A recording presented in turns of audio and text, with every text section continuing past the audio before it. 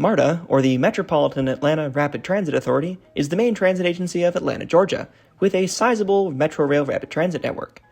I visited Atlanta last weekend, and I'd probably have a lesser opinion of MARTA if it weren't for one thing causing the agency to practically double train frequencies: the World Cup.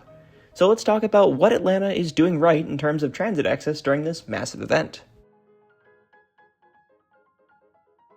Normally, MARTA runs trains with 10 to 12 minute frequencies on weekdays and 15-minute frequencies on weekends and on late weekday evenings. On weekends, MARTA also short-turns Green Line and Red Line trains, which are supposed to normally run through downtown, instead making them shuttle trains requiring a connection to the Blue or Gold lines. The frequencies aren't supposed to be terrible, but I've heard from a couple of local Red Line riders that those weekend wait times for the shuttle train between North Springs and Lindbergh Center can be more like 20 minutes. So realistically, frequencies aren't normally great. But during the 2026 World Cup, which has some games and a fan fest in Atlanta, instead of running 6-car trains with lower frequencies like they normally do, MARTA is running 4-car trains at around double the frequency, except for the Green Line, which was running as a 2-car shuttle from Bankhead, one stop to Ashby. So that means smaller trains are coming more frequently, and the Red Line isn't short-turning at Lindbergh Center like it normally does on weekends. There were times when interline headways downtown were as low as having a train every 2 to 5 minutes, which was great to see for a system where that number can be every 5 to 10 minutes or longer. In addition to massively boosting frequencies, MARTA has installed numerous temporary wayfinding signs directing passengers to the stadium and FanFest from around the network. At Peachtree Center Station downtown, for example, walking distance from the FanFest, you practically don't need to check what exit you're using from the station. Just follow the temporary World Cup signs and walking directions on the wall and floor, and you'll find yourself in the right spot. Additionally, there were temporary crowd control measures in stations, which were quite helpful, with some hallways and escalator entrances narrowed or closed to prevent too many people from cramming into them while trying to exit the station.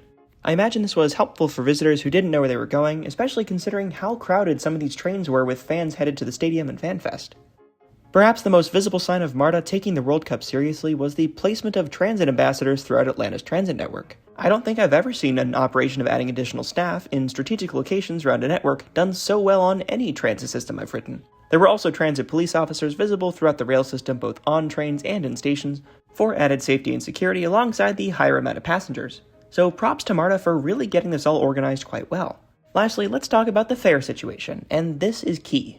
You may have seen news of transit lines to American World Cup venues upcharging a ridiculous fee for passengers going to stadium stations, like $98 tickets for New Jersey Transit or $80 tickets for the MBTA in Massachusetts. While these tickets are regional rail tickets, that much of an upcharge for public transit is insane.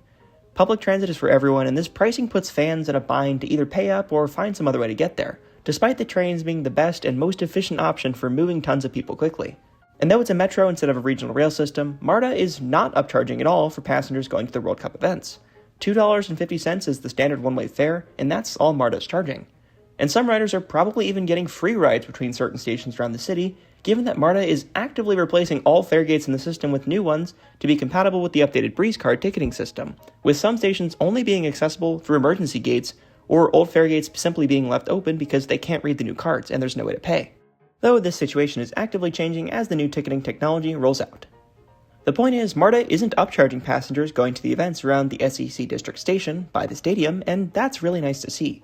Overall, I'd say MARTA is doing a great job at providing better service to the World Cup, making sure fans have a fast, frequent way to get around the city, while still ensuring service to other parts of the rail network. Also, I feel like this isn't a hot take, but I'd rather see MARTA running shorter trains more often than longer trains less often. They've proved they can pull off good frequencies, so it'd be great to see at least some of that stick around for after the World Cup. I couldn't imagine having to wait 15 to 20 minutes for a subway train that might not even take me downtown. But let me know in the comments if you're in Atlanta for the World Cup, or if you've taken MARTA as a passenger around the city. Like and or subscribe if you enjoyed, and I'll see y'all in the next one. Enjoy the rest of your week.